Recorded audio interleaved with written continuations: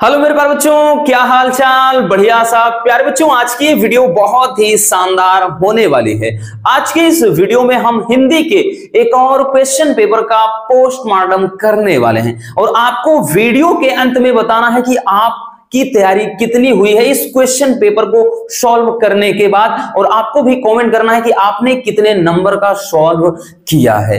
क्योंकि बच्चों, हिंदी में अच्छे नंबर लाने का सिर्फ एक रामबाण तरीका है और वो ये है कि ज्यादा से ज्यादा क्वेश्चन पेपर लगाना होगा। क्योंकि हिंदी में जो व्याकरण वाले टॉपिक होंगे, यानी 10 से 15 नंबर 20 नंबर के टॉपिक तो ऐसे हैं भाई जो आपको केवल प्रैक्टिस करने पर ही तैयार हो सकते हैं। इसलिए ज्यादा से ज्यादा क्वेश्चन पेपर लगाना होगा इस टाइम, और कुछ नहीं करना है। इसी से आपका आईक्यू लेवल बूस्ट होगा और इसी से आपकी तैयारी एकदम जबरदस्त होगी। क्योंकि पूरे साल भर की तैयारी महज 1-2 ही महीने में, 3 महीने में ही होती है। और बहुत सारे बच्चे एग्जाम को लेकर के इतना टेंशन ले रहे हैं, इतना ज्यादा नर्वस हो रहे हैं, इतने डिप्रेस्ड हो रहे हैं। डेली में 4-4, 5-5 हजार कॉमेंट आ रहे हैं, न जाने किस बात का टेंशन। तो आपके लिए सिर्फ एक ही बात कहना चाहूंगा बच्चों, कि चलता रहूंगा रास्ते पर, चलने में माहिर तो बन जाऊंगा।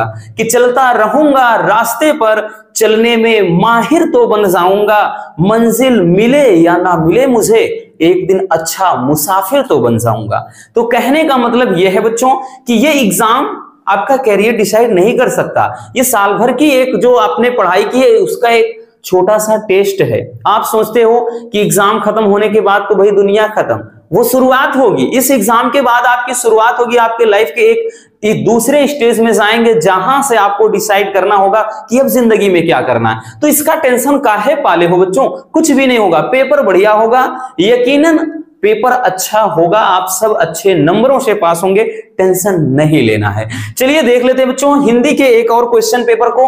2024 सामान्य हिंदी को हम देखेंगे पूरा एकदम से। ये लेटेस्ट बच्चों आपका जो न्यू सिलेबस के अकॉर्डिंग पैटर्न है, नए पैटर्न के अनुसार है। पूर्णांक आपका 100 ही होगा, बताने की जरूरत नहीं है। सेट नंबर दिया रहेगा और यहां पर भी क्रमांक, और उसके बाद ऊपर रोल नंबर यहां पर वो पेपर में दिया रहता है। ये तो भाई पेपर वाली बात है, ठीक। और बाकी देखेंगे तो 3 घंटे 15 मिनट ये समय दिए रहेंगे और बेसिक से इंस्ट्रक्शन वगैरह ये दिए जाएंगे।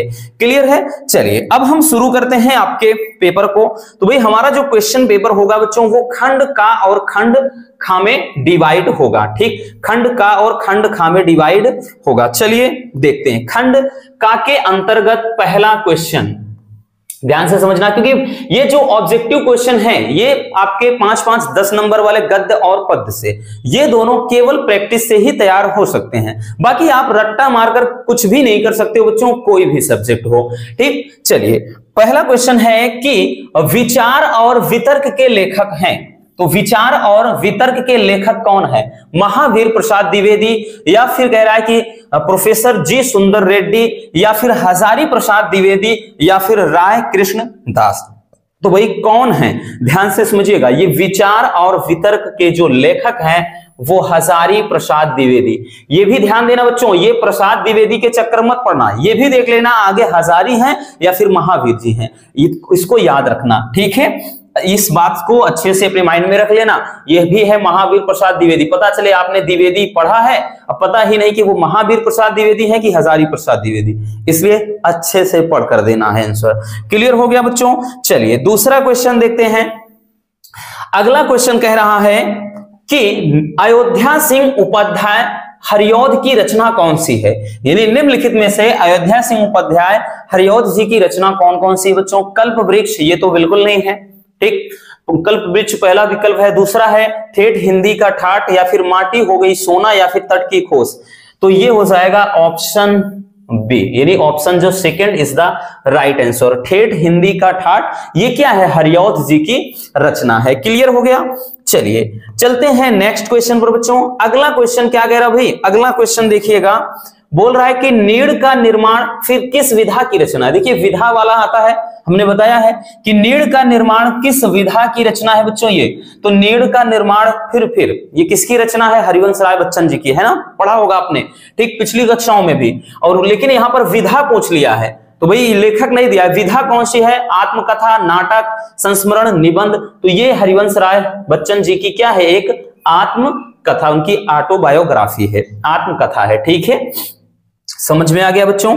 चलिए आगे चलते हैं, अगला क्वेश्चन घा को देख लेते हैं भाई क्या पूछ रहा है। घा में देखिए बोल रहा है कि हरिशंकर परसाई का निबंध संग्रह है, यानी इनका निबंध कौन सा है। ठीक, आपके ऑप्शन है विचार प्रवाह, पृथ्वी पुत्र, तब की बात और थी, क्षण बोले कण मुस्काए। ठीक, तो कौन सी रचना भाई, पृथ्वी पुत्र होगा नहीं, विचार भी होगा नहीं। ठीक, तो ये ऑप्शन तीसरा, ऑप्शन तीसरा क्या हो जाएगा, इसका करेक्ट आंसर हो जाएगा कि तब की बात और थी। ये क्या है, हरिशंकर परसाई जी का निबंध। अगर यहां से भाई विधा भी पूछ ले कि तब की बात और थी किस विधा की रचना है, तो याद रखना कौन सी है बच्चों, निबंध है। क्लियर होता है। चलिए अगले क्वेश्चन को देखते हैं बच्चों। नेक्स्ट क्वेश्चन हमारा क्या है, ध्यान से समझिएगा। नेक्स्ट क्वेश्चन बोल रहा है कि हिंदी की प्रथम पत्रिका उदंत मार्तंड के संपादक थे। ये 2023 में क्वेश्चन आया था रसगुल्लो। ठीक है, आपके ऑप्शन है बाल कृष्ण भट्ट, ठीक, दूसरा है प्रताप नारायण मिश्र, किशोरी लाल गोस्वामी या फिर युगल किशोर शुक्ल। देखिए भाई पहला भी नहीं होगा, ये तो हिंदी प्रदीप वगैरह आपने पढ़ा होगा, प्रताप नारायण भी, किशोरी लाल गोस्वामी तो जो उपन्यास, प्रथम कहानी, प्रथम उपन्यास, ठीक, उन सब में ये सब आते हैं। तो ये हो जाएगा युगल किशोर शुक्ला जी। इनका मतलब वैसे शुक्ल है लेकिन कहीं कहीं लिखा रहता है कि युगल किशोर शुक्ला जी। ठीक, तो ये विकल्प हो जाएगा। क्लियर होता है। चलिए बच्चों अगले क्वेश्चन पर आ जाते हैं हम। हमारा नेक्स्ट क्वेश्चन देख लेते हैं बच्चों। नेक्स्ट क्वेश्चन कह रहा है कि मैथिली शरण गुप्त की रचना है। ये दूसरे का है बच्चों, मतलब ये ऊपर का आपका गद्य साहित्य का क्वेश्चन खत्म। अब दूसरा है काव्य साहित्य से। कह रहा है कि मैथिली शरण गुप्त की रचना कौन सी है इसमें से, रसकलश, सिद्धराज, कामायनी, लहर। देखिए बच्चों ये सब नहीं है, लहर, कामायनी, आंसू, ठीक, झरना, ये तो भाई जयशंकर प्रसाद जी की रचना है, तो सिद्धराज इनकी रचना है। ठीक, मैथिली शरण गुप्त जी की रचना कौन सी है, सिद्धराज है। ठीक, चलिए आगे चलते हैं। अगला क्वेश्चन इसको देखिएगा, बोल रहा है कि प्रगतिवाद के सशक्त कवि कौन है। तो प्रगतिवाद में देखिए कौन कौन आते हैं, ये निराला जी आते हैं, पंत जी आते हैं, ठीक है, और नागार्जुन जी आते हैं। तो ये सब प्रगतिवाद के कवि हैं, याद रखना बच्चों।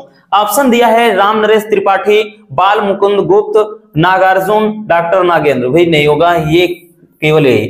ठीक, याद रखना। तो ये सब जैसे नहीं रहेगा विकल्प, तो भाई इसके स्थान पे पंत जी का आ जाएगा या फिर निराला जी का आएगा। ठीक, दिनकर जी भी हैं, ये सब प्रगतिवाद के हैं, याद रखना बच्चों। ठीक, नागार्जुन भी उन्हीं में है, तो ये विकल्प क्या हो जाएगा, तीसरा विकल्प हमारा सही उत्तर हो जाएगा। बात समझ में आई। चलिए बच्चों चलते हैं नेक्स्ट क्वेश्चन पर। अगला जो क्वेश्चन है, नेक्स्ट क्वेश्चन है कि मास्को अभी दूर है के रचयिता कौन है। ठीक, आपके ऑप्शन है त्रिलोचन, राम स्वरूप शर्मा, हरिवंश राय बच्चन या शिव मंगल सिंह सुमन। सुमन जी हैं भाई, सुमन जी की रचना है मास्को अभी दूर है, 2023 में ये भी पूछा गया क्वेश्चन है। ठीक, चलो वैसे सारे के सारे क्वेश्चन आपके ये 2023 में घुमा फिरा कर किसी न किसी रूप में आ ही जाते हैं, क्योंकि बच्चों इतने ज्यादा भाई, अगर 7 सेट हैं, 5-5 10 जोड़ोगे गद्य पद से, तो अगर भाई बन गया कितना, एक में 10 आया है तो 7 सेट बने हैं तो 70 हो गए। ठीक, इस तरह से 7 साहित्य वाले में होता है आपका जो साहित्यिक हिंदी, उसमें भी 70 हो गए। तो देखा जाए 140-50 क्वेश्चन है तो देगा कहां से, घुमा फिरा कर सब वही रहते हैं। क्लियर। चलिए अगला क्वेश्चन देखिएगा, कह रहा है कि सच्चिदानंद हीरानंद व सैन अज्ञे के संपादन में कुल कितने मतलब कितने सप्तक क्या है प्रकाशित हुए। ठीक, एक बात समझ लेना अच्छे से बच्चों, बहुत सारे बच्चे इस क्वेश्चन को लेकर के इतना ज्यादा उलझे थे, हमने ऑब्जेक्टिव में भी बताया है। तो याद रखना कि अज्ञे जी के देखरेख में जो प्रकाशित हुए थे वो 3 ही थे। अच्छे से अपने माइंड में इसको स्टोर कर लेना। वहां पर बहुत सारे बच्चों ने कमेंट किया कि 4 होता है। ठीक, लेकिन यहां पर अज्ञे जी की बात करें, और उस टाइम भी हमने अज्ञे जी के बारे में ही बात किया था, तो अज्ञे जी के प्रकाशन में अगर इनके संपादन में बच्चों 3 तार सप्तक थे। 4 गलती से भी मत लगाइएगा, नहीं तो गलत हो जाएगा, याद रखना इस बात को। ठीक है, एक नामवीर थे, लेकिन यहां पर भाई हमें देखना है कि इनके अज्ञे जी के संपादन में 3 ही थे। अच्छा, ठीक, और सबके वर्ष भी बताया था, कितना था, 1943 था, 1951 था और 1959 था। ठीक, ये तीनों तार सप्तक के वर्ष हैं। चलिए अगले क्वेश्चन पर चलते हैं बच्चों। हमारा नेक्स्ट क्वेश्चन क्या है? नेक्स्ट क्वेश्चन कह रहा है कि बोल रहा है कि सुमित्रा नंदन पंत को ज्ञानपीठ पुरस्कार मिला था। देखिए ज्ञानपीठ पुरस्कार से भी ये 2023 में ये भी आया है कि भाई सुमित्रा नंदन पंत को ज्ञानपीठ पुरस्कार मिला था। ऑप्शन है लोकायतन पर, कला और बूढ़ा चांद पर, चिदंबरा पर, या फिर बच्चों ग्राम्या पर। तो देखिएगा चिदंबरा पर ही तो मिला था बच्चों, इसी पर मिला था क्या चीज? ज्ञानपीठ पुरस्कार। ठीक, ज्ञानपीठ पुरस्कार, तो ज्ञानपीठ हो गया एक चीज, और कला और बूढ़ा चांद पर क्या मिला था? तो ये तो भाई हमारे रसगुल्लों को रट गया होगा, साहित्य अकादमी पुरस्कार मिला था। क्या मिला था बच्चों? साहित्य अकादमी पुरस्कार मिला था।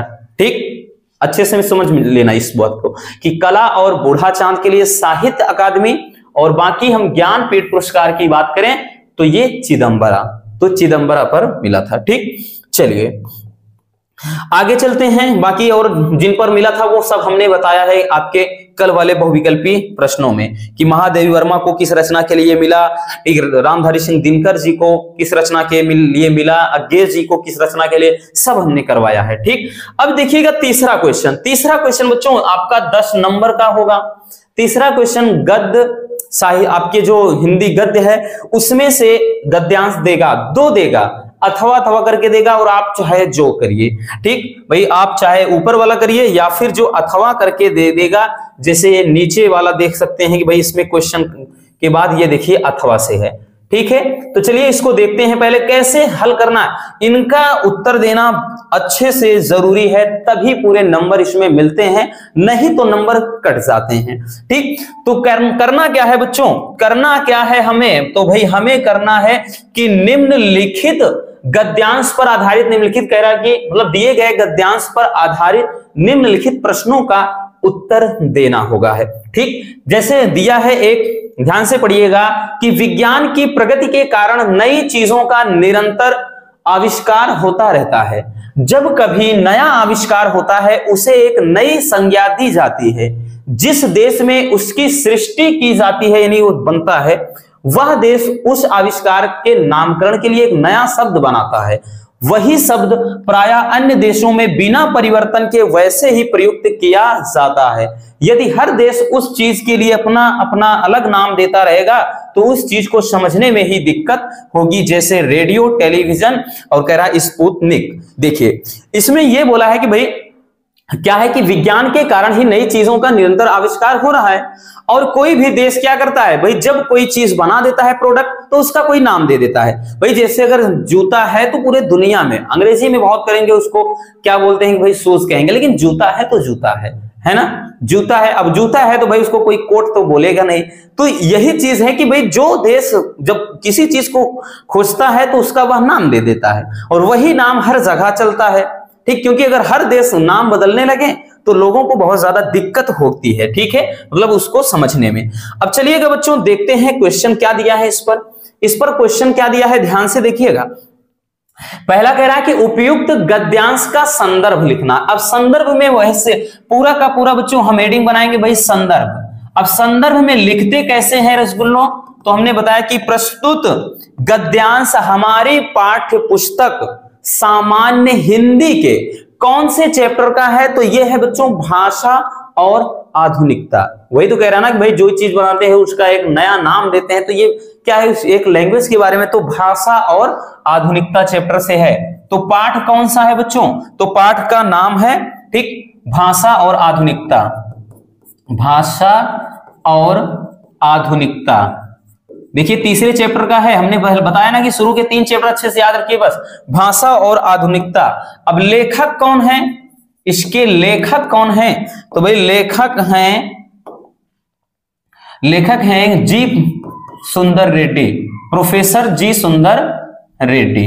ठीक है कि प्रोफेसर जी सुंदर रेड्डी, ठीक, जी सुंदर रेड्डी, प्रोफेसर जी सुंदर रेड्डी। हालांकि आपको ऐसे नहीं लिखना, आपको वहां पर जब अगर यहां पर बच्चों संदर्भ कहेगा तो लिखना है कि प्रस्तुत गद्यांश हमारी पाठ्य पुस्तक सामान्य हिंदी के भाषा और आधुनिकता नामक पाठ से अवतरित है या लिया गया है।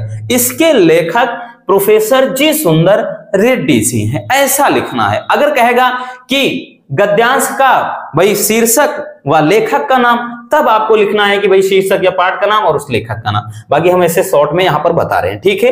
अब रेखांकित अंश की व्याख्या करना है भाई, तो दूसरा क्या करना है बच्चों, आपको दूसरा मतलब व्याख्या है, ये जो चीज है उसी की पूरी जो पर मतलब जहां तक ये लाइन खींची है उसको अपने शब्दों में लिखना है। तो लिखना यह है कि कवि कहता मतलब लेखक कहता है, क्योंकि ये गद्य है तो लेखक कहता है कि आज विज्ञान के कारण क्या है, नई नई खोज संभव है। जब कोई देश किसी चीज का आविष्कार करता है, ठीक, तो वह क्या करता है, उसका कोई नाम रख देता है, ठीक है, और वही नाम क्या है हर जगह पर संचारित होता है, वही नाम चलता है। ये इस तरह से मतलब आपको लिखना है कि और दूसरे देश भी बिना उस नाम में कोई बदलाव किए उसी को स्वीकार कर लेते हैं। तो ये ऐसे अपने शब्दों में बनाकर लिखेंगे अर्थ, ठीक है। अब उसके बाद बच्चों तीसरा क्वेश्चन क्या है, जरा गौर से देखिएगा। तीसरा क्वेश्चन बोल रहा है कि कौन सा देश किसी आविष्कृत चीज के नामकरण को नया शब्द देता है। कौन सा देश देता है रसगुल्लो, चलिए देखते हैं। भाई एक चीज बोला है ना बच्चों, एक चीज बोला है, साफ साफ इसमें कहा है, देखिए ये बोला है, कहा गया भाई, हाँ कौन सा देश, जिस देश में, देखिए पूरा आंसर पूरा मिल गया, कुछ काटना पीटना है ही नहीं, कि जिस देश में उसकी सृष्टि की जाती है यानी वो बनता है, ठीक, वह देश उस आविष्कार के लिए नामकरण के लिए क्या करता है, एक नया शब्द बनाता है। तो वही कह रहा है, वही तो कह रहा है कि कौन सा देश, ठीक, कोई आविष्कार की गई वस्तु को एक नया नाम देता है, तो कौन सा देश, जो देश उसका आविष्कार करता है, ठीक। तो ये हो गया आंसर। अब उसके बाद चलिए देखते हैं चौथा क्वेश्चन क्या हो जाएगा। भाई पहला, दूसरा, हाँ तीसरा हो गया।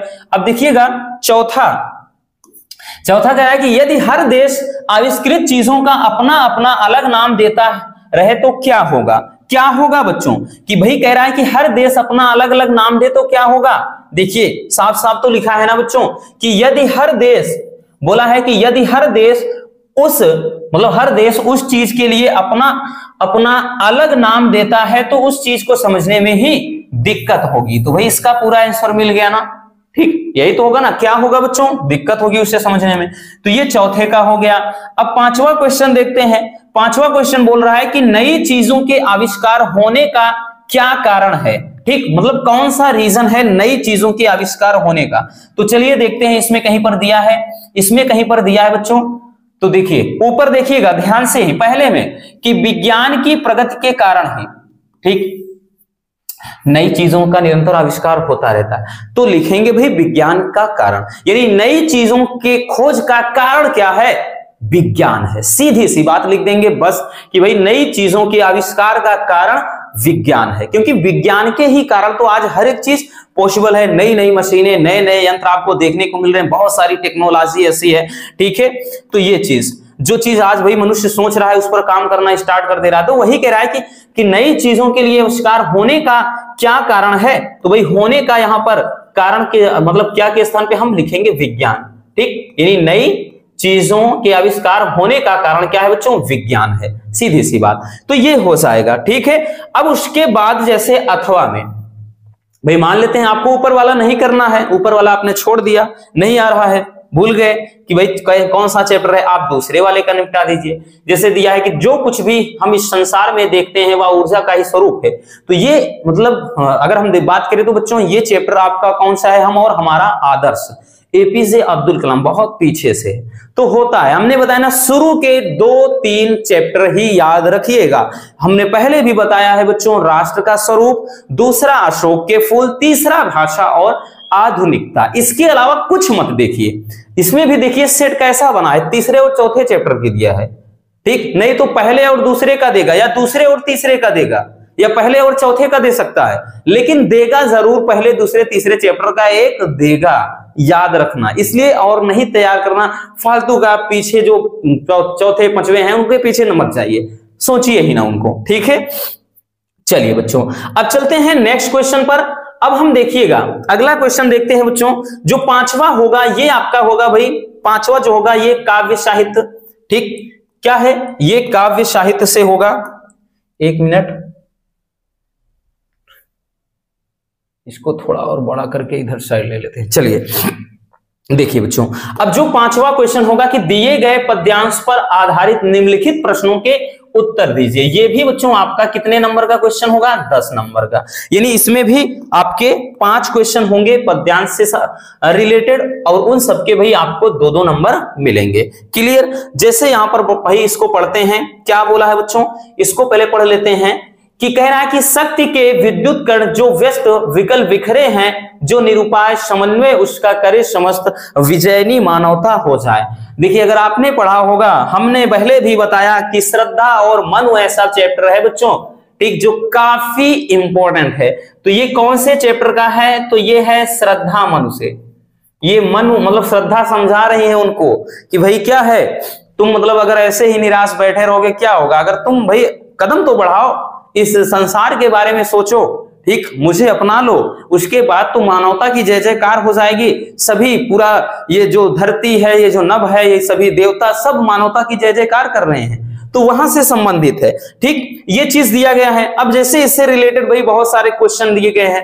अथवा में देख सकते हैं, ये अथवा में देखिए क्वेश्चन पूछा है, तो अथवा में आपका एक रहेगा। तो अथवा में देखिएगा बच्चों, ये अथवा में पहले चैप्टर से है।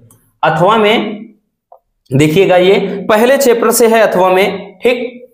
जैसे कह रहा है कि लज्जाशीला पथिक महिला जो कहीं दृष्टि आए, होने देना विकृत वसना, तो ना तो सुंदरी को जो थोड़ी सी श्रमित हुआ हो, गोद ले शांति खोना, होठों की और कमल मुख की म्लान लाए मिटाना, और कोई क्लांता कृषक ललना खेत में जो दिखावे, जाता कोई जलद यदि हो व्योम में, तो उसे ला धीरे धीरे परस उसकी क्लांतियों को मिटाना, और छाया द्वारा सुखित करना तत्व भूतांगना को। तो ये कौन सा चैप्टर है? तो ये पहला ही चैप्टर है, पवन दूतिका। अयोध्या सिंह उपाध्याय हरिऔध जी की रचना है, पहले ही चैप्टर का है। हमने उसमें भी बताया भाई, पद्य में भी आपको एक पवन दूतिका देख लीजिए, दूसरा कैकेयी का अनुताप, तीसरा श्रद्धा मनु, और चौथा है ऑप्शनल के तौर पर बच्चों महादेवी वर्मा का गीत, ठीक। उसके अलावा कुछ नहीं देखना। एक तो भाई टपकेगा आगे से ही, दूसरा चाहे जहां से आए, हमसे क्या मतलब है, हमारी तैयारी आगे रहेगी तो भाई हम दूसरा में करना भी नहीं। तो जैसे ये एक दिया है भाई, ये कब की बात है, जब वो भेजती हैं कि प्रभु मतलब श्री कृष्ण के पास राधिका जी पवन को दूत बनाकर भेजती हैं, तो वो कहती हैं कि लज्जाशीला पथिक महिला जो कहीं दृष्टि आए, कि हे पवन, अगर तुम्हें रास्ते में कोई लाजवंती ऐसी महिला जो यानी घूंघट काढ़ी होता ना कि भाई नई नवेली दुल्हन क्या बड़ी शर्माती है, ठीक, अगर उसके अस्त व्यस्त कपड़े इधर उधर हो गए तो उसको लज्जा आ जाती है, ठीक है ना, तो वो घूंघट में ही रहना पसंद करती है। तो वही कह रहा है कि यदि तुम्हें लाजवंती यानी कोई लज्जाशील महिला रास्ते में दिखाई दे जाए, तो उसके कपड़ों को अस्त व्यस्त मत होने देना। कहने का मतलब वहां से बड़े प्रेम के साथ बहना, धीरे से बहना, इतना तेज मत बहना कि उसके कपड़े ही उड़ जाएं, है ना भाई, उससे तो शर्म लग जाएगी। तो वही चीज कह रहा है कि यदि तुमको लज्जाशील महिला रास्ते में कहीं नजर आए, तो तुम उस सुंदरी के वस्त्रों को अस्त व्यस्त मस्त होने देना। और कह रहा है कि जो थोड़ी सी श्रमिक वह हो, गोद ले शांति को ना, अगर जरा सा भी वो थकी प्रतीत हो तुम्हें, अगर वो लगे कि थकी हुई है, तो उसे क्या करना, गोद लेना। गोद का मतलब चारों तरफ से घेर लेना, और उसके कह रहा है कि होठों की और कमल मुख की म्लानलाएं मिटाना, ठीक। और क्या करना भाई, उसके जो होठों की, भाई कोई अगर धूप में जा रहा है तो होंठ सूख जाएंगे, ठीक, प्यास लग जाएगी। और जो वही कह रहा है कि जो उसके होठों की कोमलता और उसकी जो मुख में मतलब जैसे झुर्री पड़ जाती ना, उसको क्या करना, मिटा देना। आगे फिर कह रहा है कि कोई क्लांता किसक ललना खेत में जो दिखावे, अगर तुम्हें खेत में कोई किसान की बेटी दिख जाए काम करती हुई, कि खेत में काम कर रही हो, तो क्या करना, कोई फिर कह रहा है कि जाता कोई कहा गया जलद यदि हो व्योम में, तो उसे ला। तो क्या करना, तुम देख लेना कि कोई आकाश में कोई बादल जा रहा होगा, तो उस बादल को लाना। और कह रहा है कि धीरे धीरे देखिए उसको बादल को लाना, और उसके ऊपर क्या करना, तो छाया कर देना। तो वही कह रहा है कि धीरे धीरे परस उसकी क्लांतियों को मिटाना, तो उसकी थकान को मिटा देना, और छाया द्वारा सुखित करना तप्त भूतांगना को। और उसकी छाया से क्या करना, उस तप्त भूतांगना का मतलब यहाँ स्त्री होता है, तो उस स्त्री को, तप्त स्त्री का मतलब वो जो गर्मी में तप रही होगी, उसको छाया से क्या करना, प्रसन्न कर देना। ये चीज है। अब इससे रिलेटेड बच्चों जैसे आपके ये क्वेश्चन दिए गए हैं, ठीक, इससे रिलेटेड देख सकते हैं आपके यहां पर क्वेश्चन है, कह रहा है कि उपयुक्त पद्यांश का संदर्भ लिखिए। तो इसमें भी वही लिखना है कि भाई प्रस्तुत पद्यांश हमारी पाठ्य पुस्तक सामान्य हिंदी के पवन दूतिका नामक पाठ से लिया गया है और इसके मतलब रचयिता कौन है? कौन है? अयोध्या सिंह उपाध्याय हरिऔध जी हैं। तो बच्चों ये कौन सा है भाई? पाठ कौन सा है और यहाँ पर कवि कौन से हैं? तो ये चीज आपको लिखना होगा, ठीक है। तो यहां पर जैसे हम लिख देंगे भाई पाठ कौन सा है, तो ये है पवन दूतिका। पवन दूतिका अगर आप एक बार अच्छे से पढ़ लेंगे पूरा क्लियर हो जाएगा। और कौन है? हरिऔध जी हैं, ठीक है। कौन है बच्चों? हरिऔध।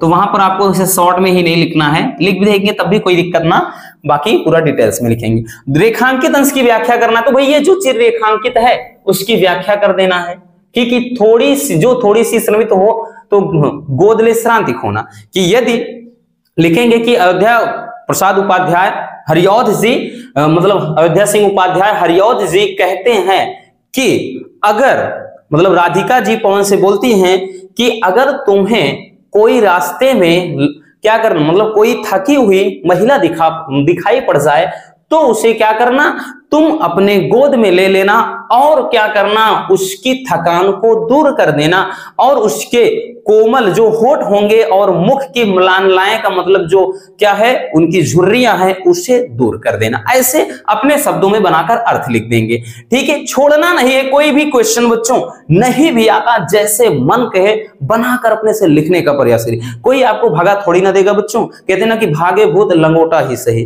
ठीक। आपके भले 2 नंबर नहीं 1 नंबर मिलेंगे कि नहीं, इसलिए करना पड़ेगा, ठीक। अगला कह रहा है कि राधा लज्जाशील पथिक मतलब लज्जाशील पथिक महिला के विषय में क्या कहना चाहती हैं? ठीक, वही बता तो दिया क्या कहना चाहती हैं। भाई लज्जाशील महिला के बारे में यही कहना चाहती है ना कि अगर वो क्या है कि भाई अगर रास्ते में लज्जाशील महिला दिखाई देता है मतलब दिखाई देती है तो इतने धीरे से बहना कि उसके वस्त्रों को अस्त व्यस्त मत होने देना, ठीक है ये चीज। अगला होठों की और कमल मुख की म्लानलाएं, ठीक, इसमें अलंकार पूछ रहा है।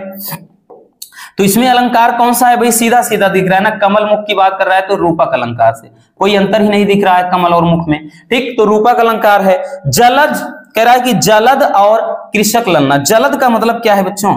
ये है मेघ या बादल, जलद का मतलब है बादल। कृषक ललना का मतलब किसान की बेटी, ठीक है, किसान की बेटी या किसान की लड़की, ठीक, किसान की बेटी लिख देंगे, ये हो जाएगा। तो देख रहे हैं ना कि भाई पूरा का पूरा तो निपट गया, इसमें क्या दिक्कत होनी चाहिए? कुछ भी ना होनी चाहिए बच्चों, ठीक। चलिए अगला क्वेश्चन देखते हैं।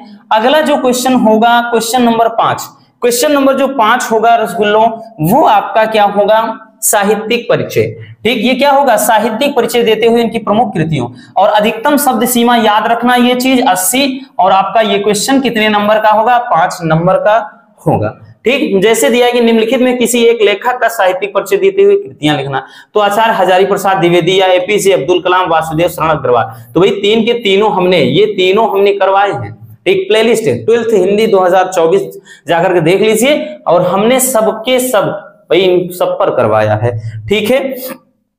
चलिए अब उसके बाद खा में अगर हम आएंगे बच्चों, तो अगर हम खा में आते हैं तो भाई खा में देखिएगा, खा में जो है इसमें भी 5 नंबर का ये क्वेश्चन होगा और इसमें किसी कवि का साहित्यिक परिचय देते हुए उनकी कृतियों को लिखना है और इसमें भी अधिकतम शब्द सीमा यानी 80 शब्द में लिखना होगा, ठीक। जैसे मैथिली शरण गुप्त जी हैं, सुमित्रा नंदन पंत, रामधारी सिंह दिनकर, तो इनको भी हमने करवाया है, ठीक है ना। इनको भी आप जाकर के देख लेना, करवा दिया है गुप्त जी को भी, दिनकर और पंत, ठीक। उसी प्लेलिस्ट में वीडियो पड़ी है, एक बार अगर नहीं देखा है तो भाई लास्ट टाइम उसको जरूर एक बार देख लेना, ठीक। तो ये हो जाता है। अब उसके बाद बच्चों कहानी में देखिए आ जाइएगा। कहानी में कह रहा है कि भाई कह रहा है कि बहादुर अथवा पंचलाइट कहानी के उद्देश्य पर प्रकाश डालिए। देखिए भाई ये पूछ रहा है कि बहादुर अथवा पंचलाइट कहानी के उद्देश्य, अधिकतम शब्द सीमा कितना? 80।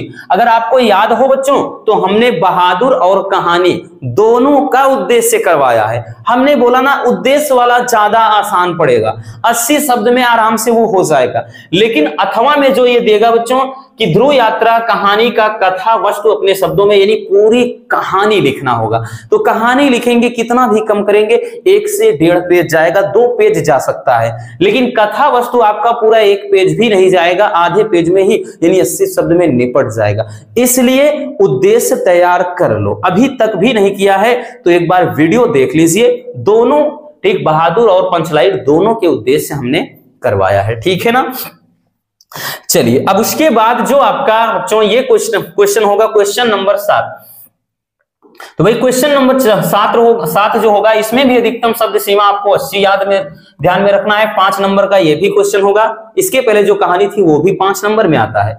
तो आपको स्वपठित का मतलब भाई जहां से आप बिलोंग करते हैं वहां पर जो चलता है उस खंड काव्य से संबंधित लिखना है। जैसे भाई श्रवण कुमार है, ठीक है, रश्मि रथी है, मुक्ति यज्ञ है। उसके अलावा अगर हम देखेंगे तो इधर क्या है, त्यागपथी है, ठीक, त्यागपथी है। उसके बाद आलोक वृत्त है, सत्य की जीत। तो जहां पर जो चलता है उससे रिलेटेड आपको क्या करना है, आंसर देना है। जैसे भाई त्यागपथी खंड काव्य की कथा वस्तु है तो चाहे कथा वस्तु लिखिए या अथवा में आपके पास ऑप्शन रहेगा कि त्यागपथी खंड काव्य के आधार पर हर्षवर्धन का चरित्र चित्रण। तो हर एक खंड काव्य में केवल प्रमुख पात्र का चरित्र चित्रण तैयार कर लो और कुछ भी नहीं। जैसे आलोक वृत्त वाले हैं तो महात्मा गांधी जी का चरित्र चित्रण, कह रहा है कि नायक कौन है, तो नायक कौन है, महात्मा गांधी जी हैं, तो गांधी जी का चरित्र चित्रण। इसमें त्यागपति का कौन है भाई, हर्षवर्धन का देख लेना कि जैसे मुक्ति यज्ञ में है तो इसमें भी नायक का चरित्र चित्रण लिख देना है।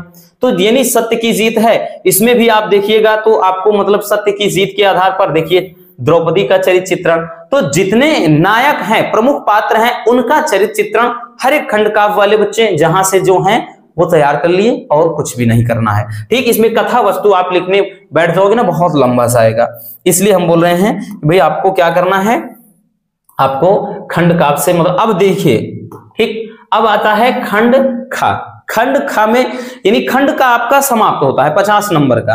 अब खंड खा में बात करें बच्चों तो ये क्वेश्चन नंबर 8 से स्टार्ट होगा।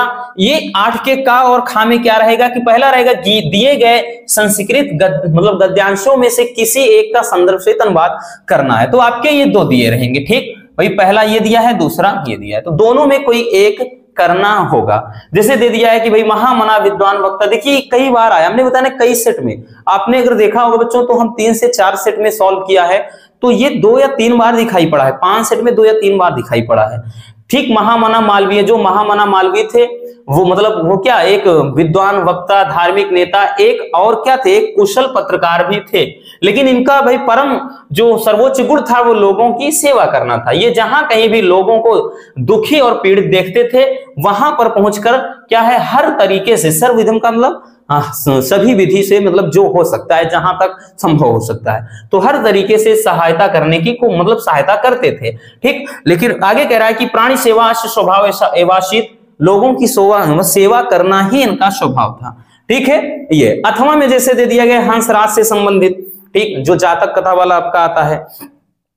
तो क्या करना है, आपको लिखना पहले है कि प्रस्तुत मतलब संस्कृत गद्यांश हमारी पाठ्य पुस्तक संस्कृत दिग्दर्शिका के इस चैप्टर से लिया गया है। उसके बाद हेडिंग बनाएंगे अनुवाद और पूरा इसका अर्थ लिखना होगा और ये होगा कुछ क्वेश्चन बच्चों पूरे 7 नंबर का। क्लियर। चलिए अब उसके बाद अथवा में एक रहेगा, भाई 2 में 1 तो कर ही लोगे बच्चों, कोई भी कर लोगे, 2 में 1 तो कोई भी कर सकता है। अब दूसरा जो होगा ये आपका आएगा एक श्लोक, यानी जैसे गद्य है तो पद्य भी होगा, तो इसमें श्लोक होता है। दूसरे वाले में ये भी 7 नंबर का रहेगा। जैसे 2 दिए गए हैं, देख सकते हैं अथवा करके, भाई 2 दिया है, तो कह रहा है कि नमे रोचते भद्रम व उलोकस्या विवेचनम, कह रहा है कि आक्रुद्धस्य मुखम पश्य कथम क्रुद्धो भविष्यति। देखिए ये कह रहा है कि अभी जो उलूक जातम वाला है, उलूक जातम, तो यहां पर कहा भाई कह रहा है कि नमे रोचते भद्रम व उलोकस्या मतलब विवेचनम, कह रहा है कि मुझे उल्लू का राज्याभिषेक करना पसंद नहीं है। इसका अर्थ क्या होगा कि मुझे उल्लू का राज्याभिषेक करना, यानी उल्लू को राजा बनाना। जब भाई सबने पक्षीगण इकट्ठा होकर के ये राय लेते हैं ना कि मनुष्यों में भी राजा है, जंगल में जो रहने वाले जीव हैं उनमें भी राजा है, मछलियों में भी राजा है, ठीक, तो लेकिन पक्षियों में कोई राजा नहीं है, तो क्यों ना भाई एक सभा करके हम पक्षियों में कोई राजा घोषित कर दें। तो वहीं की बात है कि भाई मुझे इसका राज्य मतलब मुझे उल्लू का राज्याभिषेक करना बिल्कुल भी पसंद नहीं है। अक्रुद्धस्य मुख्यम, कह रहा है कि मुखम पश्चिम, कि जब बिना क्रोध के ही इसका मुख कैसा है तो क्रुद्ध भविष्यति, कथम क्रुद्धो मतलब भविष्यति, कि जरा सोचो कि क्रोधित होने पर कैसा होगा, ठीक है, यानी बिना क्रोध के ही इसका मुख ऐसा है। देखा होगा भाई उल्लू जब लगते हैं, प्यार से भी लखेंगे ना, आंखें बड़ी बड़ी निकली रहती है, देख कर लगता है कि बस मुझ पे अब हमला बोल देगा, यानी हमेशा वो क्रोधित ही लगता है, उसकी आंखें ही ऐसी होती हैं, नेचर ही है। तो वही कह रहा है कि भाई बिना क्रोध के ही इसका मुख जब ऐसा है, तो सोचो कि भाई जब ये क्रोधित होगा तो उसका मुख कैसा होगा। अथवा में जैसे एक दिया है कि परोक्षे कार्य हंतारम प्रत्यक्षे प्रियवादिनम वर्जते तादृशम मित्रम, कह रहा विश्व कुंभम पयोमुखम। देखिए कह रहा है कि परोक्षे कार्य हंतारम, परोक्षे का मतलब क्या होता है बच्चों, कि परोक्षे का मतलब पीठ पीछे, कार्य हंतारम काम को बिगाड़ने वाला, पीठ पीछे काम बिगाड़ने वाला, और प्रत्यक्षे प्रियवादिनम और सामने मीठा बोल बोलने वाला, यानी ऐसे व्यक्ति जो पीछे मतलब आपके पीठ पीछे काम बिगाड़े, ठीक, और आपके सामने मीठा बोल बोले, तो कह रहा है कि वर्जते तादृशम मित्रम, तो ऐसे मित्र को उसी प्रकार छोड़ देना चाहिए, विष कुंभम पयोमुखम, जैसे मतलब जहर से भरे हुए और मुख पर विष लगे हुए घड़े को छोड़ दिया जाता है। समझने का प्रयास करिएगा, जैसे भाई घड़ा है तो घड़े में पूरा पता चले जहर भरा है, और ऊपर देखने में एकदम से व्हाइट व्हाइट लगे कि दूध है, तो देखने वाले को लगेगा कि भाई पूरा तो दूध भरा है लेकिन पूरा अंदर जहर है। तो उसी पर वही चीज कह रहा है कि भाई जो सामने आपके मीठा बोल बोले, पीठ पीछे काम बिगाड़े, तो ऐसे मित्र को ठीक उसी प्रकार छोड़ देना चाहिए जिस प्रकार विष से भरे और मुख पर दूध लगे हुए घड़े को त्याग दिया जाता है। ठीक, यानी भाई ऐसे घड़े को त्याग दिया जाता है, क्यों? क्योंकि पूरा जहर भरा है, मुख पर क्या है, दूध लगा है। तो ये है ना, दिखावे का है कि मन में राम बगल में छुरी और बस पाई जाए तो रेत मुड़ी, एक ये कहावत है, तो वो चीज है। ठीक, तो ऐसे मित्र को बिल्कुल छोड़ देना चाहिए। सामने आपकी बड़ाई करें लेकिन पीठ पीछे बस आपके लिए क्या है, षड्यंत्र रचते रहें, तो वो मित्र नहीं हो सकता है। ठीक, याद रखना, तो ये चीज होता है। अब उसके बाद जैसे अगला देखें बच्चों, अगला जो क्वेश्चन है, अगला जो क्वेश्चन होगा क्वेश्चन नंबर 9, ये होगा मुहावरा। अब यहां से हम बात कर रहे हैं कि व्याकरण से, देखिए इसके बाद जो एक होगा उसके बाद पूरा व्याकरण वाला रहेगा। तो जैसे दिया गया है कि निम्नलिखित मुहावरों से किसी एक का, जरा सोचिए भाई 4 देंगे, किसी एक का करना होगा, तो ये तो एकदम निपटा सकते हैं आराम से।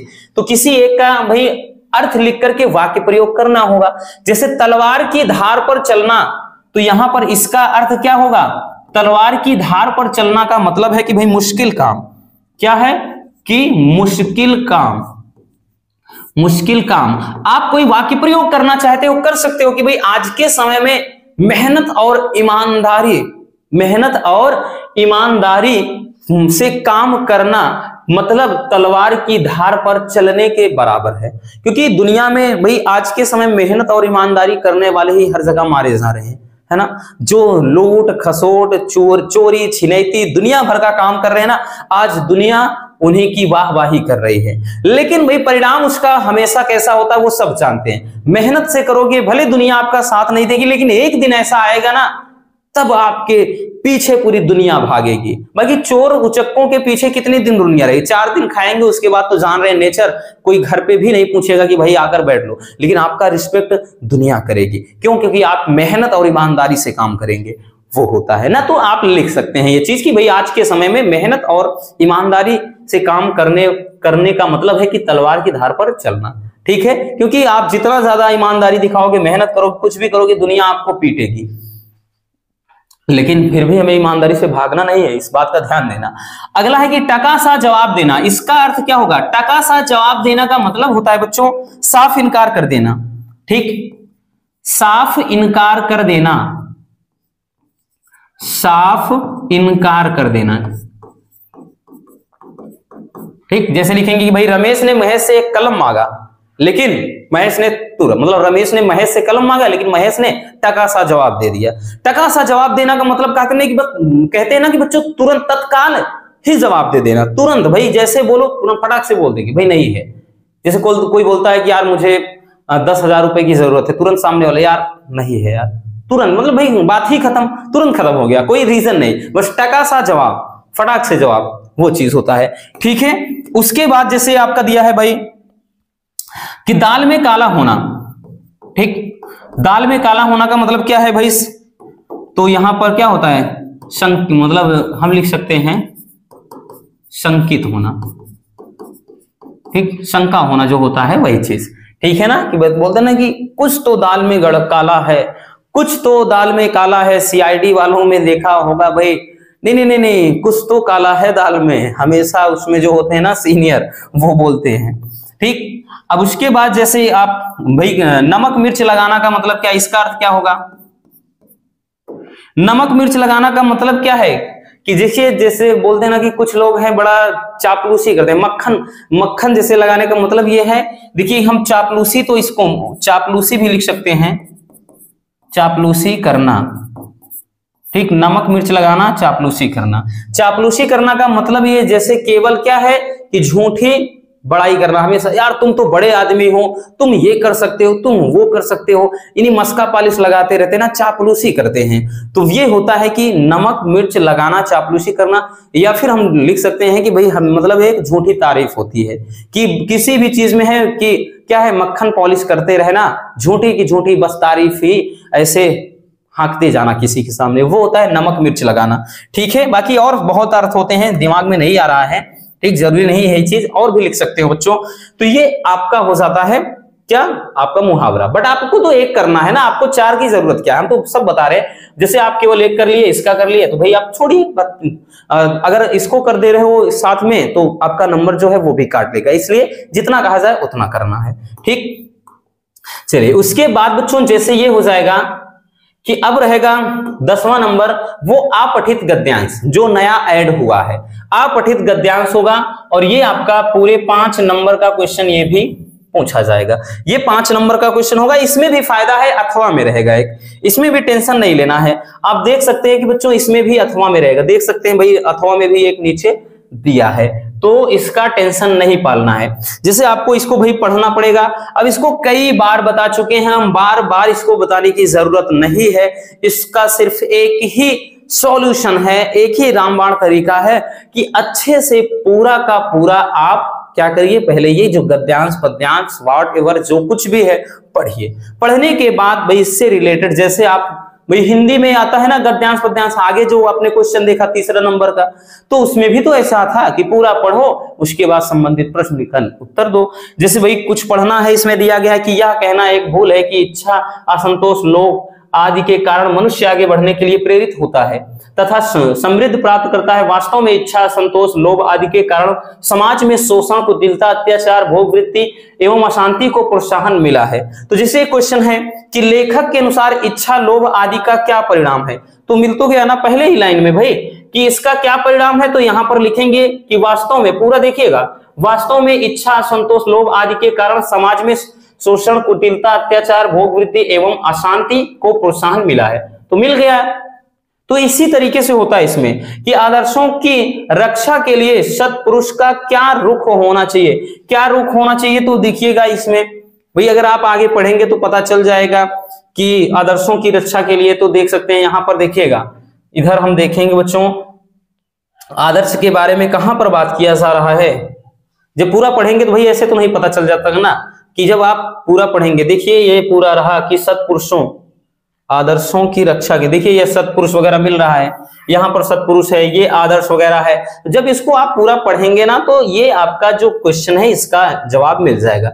इच्छाओं का उद्दत्तीकरण का अर्थ क्या होता है, उद्दत, देखिए तो यही कारण, यही है इच्छाओं का उद्दत्तीकरण। उद्दत्तीकरण का मतलब इच्छाओं को क्या करना, मतलब स्पष्ट रूप से प्रकट कर देना, ये होता है, ठीक, उद्दत्तीकरण। तो इस तरीके से आप जब एक बार अच्छे से पढ़ लेंगे, आपको ऐसे थोड़ी ना जवाब देना है, आप तो अच्छे से ढंग से पढ़ोगे, उसके बाद जो क्वेश्चन है बच्चों इसका उत्तर आपको इसमें से तलाशना होगा। क्लियर हो गया। तो ये आपको करना है। अथवा में देखिए ऐसे रहेगा भाई आपका एक, तो इसमें भी कोई मतलब चाहे ऊपर वाला करिए चाहे नीचे वाले, ठीक है। अब उसके बाद 11 नंबर, यहां से पूरा का व्याकरण पूरा शुरुआत होता है कि निम्नलिखित शब्द युग्मों का सही अर्थ क्या करना है, चयन करके लिखना है। वसन और व्यसन, वसन और व्यसन का मतलब क्या है इसमें से अर्थ, विवश और व्याकुल, ठीक, कवच और भोजन, वस्त्र और आदत, विस्तार और अवधि। वसन का मतलब होता है बच्चों क्या, वस्त्र, और व्यसन का मतलब लत होता है आदत। तो वस्त्र और आदत, मुझे तो तेरी लत लग गई है ना, सुना होगा, तो ये चीज हो जाएगा, ठीक है। अब उसके बाद आगे देखें तो भाई आगे क्या दिया है, आगे देखिएगा कि बोल रहा है कि अंबुज और अंबुद, दूसरा ये है अंबुज और अंबुद में कौन सा होगा, बादल और समुद्र, जल और कमल, कमल और बादल, समुद्र और कमल। ठीक, तो इसमें कौन सा हो जाएगा बच्चों, देखिए अंबुज का मतलब होता है कमल, अंबुद का मतलब बादल। ठीक, तो कमल और बादल, कमल और बादल ये चीज है। ठीक, ये दिख रहा है ना। तो इस तरीके से आपके ये प्रत्येक के एक एक नंबर ये चीज रहेगा। उसके बाद जैसे ये तीसरा क्वेश्चन सबसे ज्यादा जरूरी ये होता है बच्चों, ये बहुत ही ज्यादा जरूरी होता है अच्छे से तैयार करना। ठीक, ये 2 नंबर का होता है, कुछ भी नहीं करना, किसी एक के 2 अर्थ लिख देना है कि निम्नलिखित शब्दों में से किसी एक शब्द के 2 अर्थ लिखिए। जैसे ये दिया है आपका, आप थोड़ा गौर से देखिएगा, अंबर दिया है, पट दिया है, विधि दिया है, नाग, तो किसी एक का 2 अर्थ, यानी ये पूरा क्या होता है, पर्यायवाची जिसे कहते हैं वही चीज। अंबर का मतलब क्या होता है भाई, आकाश, आकाश होगा। नभ लिख सकते हैं, तो आपको बस ऐसे 2 लिख देना है बस, बाकी हम लिख दे रहे हैं। नभ है, इसी को शून्य बोलते हैं, इसी को गगन बोलते हैं। ठीक, तो याद नभ हो गया, आकाश हो गया, शून्य हो गया, गगन हो गया, तो इतना लिख दिया है। ठीक है, जैसे पट है तो ये पट का मतलब एक किवाड़ वाला भी होता है, पट का मतलब 2 भाग वाला भी होता है, लेकिन पट किसका है, तो पट का एक पर्यायवाची होता है जैसे कर, कर के अलावा कपड़ा भी होता है, कपड़े को भी बोलते हैं। ठीक है, कपड़ा, उसके बाद इसी को चीर भी कहा जाता है, चीर, तो ये होता है पट का। ठीक, अब उसके अलावा दूसरा मतलब अगला है विधि, तो विधि का क्या होता है बच्चों, विधि का मतलब होता है नियम, नियम लिख लें या कानून लिख लें या तरीका लिख लें, तो ये विधि का हो जाता है। अब नाग है, नाग का मतलब हम इसको, नाग का होता है एक तो विषधर, विषधर क्योंकि विषधारी होता है नाग। ठीक, अब नाग को और लिख सकते हैं सर्प। ठीक है, नाग मतलब विषधर है, सर्प है, मतलब और भी हैं, थोड़ा माइंड में इस टाइम नहीं आ रहा है, तो मतलब आपके 4 होंगे। ठीक, आपके कितने होंगे, 4 होंगे, 4 में एक के ही 2 अर्थ लिखना है, बाकी हम तो 3 3 4 4 लिख दे रहे हैं। लेकिन आपको जैसे भाई आपने मान लेते हैं कि अंबर का लिखा, तो अंबर का आप केवल इतना लिखेंगे, केवल 2 से 2 लिख देंगे बस। अब ये सब करने की जरूरत ना है रसगुल्लों, कुछ भी नहीं करना। अब बाकी हम तो बार बार इसलिए लिख रहे हैं कि जितने टाइप के हैं सब तैयार हो जाएं। ठीक है, चलिए अगला क्वेश्चन देखते हैं। अगला क्वेश्चन देखिएगा बच्चों, जैसे अगला क्वेश्चन कह रहा है कि निम्नलिखित वाक्यांशों के लिए एक शब्द का चयन करके लिखना है जो आंखों के सामने हो। कई बार इस टाइप का क्वेश्चन मिला है, उसे क्या कहेंगे, नेत्र सम्मुख, प्रत्यक्ष, आंख के आगे या प्रत्येक आंख। तो भाई नेत्रों के सामने जो होता है उसको प्रत्यक्ष बोलते हैं। ठीक, जो हमारे नेत्रों के सामने वो प्रत्यक्ष होता है, जो सामने ना हो अप्रत्यक्ष होता है। जानने की इच्छा रखने वाला क्या कहलाता है, जानकार, ज्ञानी, जिज्ञासु, बुद्धिमान। तो जानने की इच्छा रखने वाले को जिज्ञासु बोला जाता है। देख रहे हैं ना कि कितना ज्यादा आसान है। चलिए अगला क्वेश्चन देखते हैं। अगला जो क्वेश्चन है बच्चों, अगला जो क्वेश्चन है ये आपका रहेगा भाई शुद्धिकरण वाला, कि निम्नलिखित में किन्हीं 2 वाक्यों को शुद्ध करना। इसमें तो 2 वाक्य को, इसमें कितना 2 वाक्य को शुद्ध करना होगा आपका क्वेश्चन पेपर में। ठीक है, तुम तो कुर्सी पर बैठे हो। ठीक, तुम तो कुर्सी पर बैठे हो, तो बताइएगा सही क्या होगा इसका, इसका सही क्या होगा। हमने ये सेम कुर्सी वाला करवाया है। ठीक, बताइएगा कि तुम तो कुर्सी पर बैठे हो, इसमें गलती कहां है। और अगला दूसरा दिया है कि इस सरोवर में अनेकों कमल खिले हैं, तो इसमें भी आपको अच्छी तरह से पता होगा गलती कहां है। सम्मेलन में कवित्री ने भाग लिया है।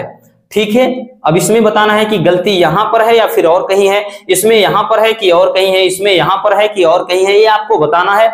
और नेक्स्ट है कृपया अनुमोदन करने की कृपा करें। ठीक है, तो आपको बताना है कि कहां कहां गलती है। वैसे भी अब बताने की क्या जरूरत, हमने तो बता ही दिया लाइन खींच कर ही।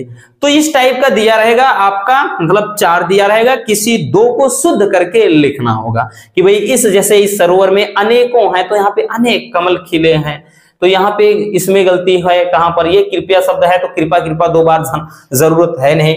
ठीक, चलिए तो चाहे यहां पर गलती है यहाँ या फिर यहां पर, इन दोनों में गलती है, आपको कमेंट करके बताना है, या फिर अगर आपके दिमाग में आ गया तो कोई बात नहीं। ठीक, चलिए अगला क्वेश्चन देखते हैं बच्चों। नेक्स्ट क्वेश्चन क्या है कि 12 नंबर, क्वेश्चन नंबर जो 12 है भाई ये तो रहेगा आपका रस छंद अलंकार से, जैसे वीर रस अथवा हास्य रस में कोई एक का उदाहरण देकर लिखना है। ठीक। और दूसरा है कि कह रहा है कि श्लेष अथवा उत्प्रेक्ष अलंकार का दोनों में कोई एक, या फिर दोहा अथवा सोठा छंद का मात्रा सहित पूरा आपको समझाना है, ठीक। तो ये हो जाता है, और इसको तो करवाया है, देख लीजिएगा। फिर से बोल देते हैं एक बार लास्ट कि भाई इसकी वीडियो रस छंद अलंकार की अब तक उसको 7 लाख से ज्यादा, मतलब लगभग 7 लाख बच्चों ने देख लिया है। अगर अब भी आपने नहीं देखा है तो देरी मत करिए, रस छंद अलंकार मोनू सर इतना सर्च करिएगा, या फिर रस छंद अलंकार ही सर्च करिएगा, हमारी वीडियो मिल जाएगी, ठीक है। बहुत सिंपल तरीके से समझाया है, क्योंकि ये 6 नंबर ना आपके 100 में 100% वाले हैं बच्चों, ये 100% एकदम श्योर होते हैं, इनमें कोई दो राय नहीं है, ये आपके एकदम श्योर वाले नंबर हैं। क्लियर। चलिए अब जैसे अगला क्वेश्चन है, क्वेश्चन नंबर 13। क्वेश्चन नंबर जो 13 है वो होगा क्या बच्चों, प्रार्थना पत्र 6 नंबर का, कि बैंक में खाता खोलने के लिए प्रबंधक को आवेदन। अब देखिए एक नया टॉपिक इसमें दिखा है, खाता खोलने के लिए, ठीक है। नहीं तो अक्सर तो हमने बताया कि कर्जा मांगते हैं बैंक वगैरह से, तो कोई दिक्कत नहीं ना, दूसरा भी उसका सॉल्यूशन भी है अथवा में, ठीक। जैसे शहर में फैली संक्रामक बीमारी की तरफ जिलाधिकारी का ध्यान आकर्षित करने के लिए एक पत्र लिखना है। तो संक्रामक बीमारी का मतलब वही शहर की जो गंदगी वगैरह है साफ करने के लिए, ठीक। और यहाँ पे 14 नंबर पे देख सकते हैं कि निम्नलिखित विषयों में किसी एक पर अपनी भाषा शैली में निबंध लिखना है। तो वहां पर हालांकि 4 आएगा, यहाँ पर 3 ही है, एक नीचे था वो कट गया है, ठीक। तो यहाँ पर पहला है कि देश में बेरोजगारी, तो भाई देख सकते हैं हमने पहले भी बताया ये सब टॉपिक ठोस होते हैं। दूसरा है आतंकवाद, तीसरा है वृक्षारोपण का महत्व, और एक और देगा। तो 4-4 में भाई कोई एक टॉपिक पर आपको क्या लिखना होगा, निबंध, और निबंध आता है 9 नंबर में।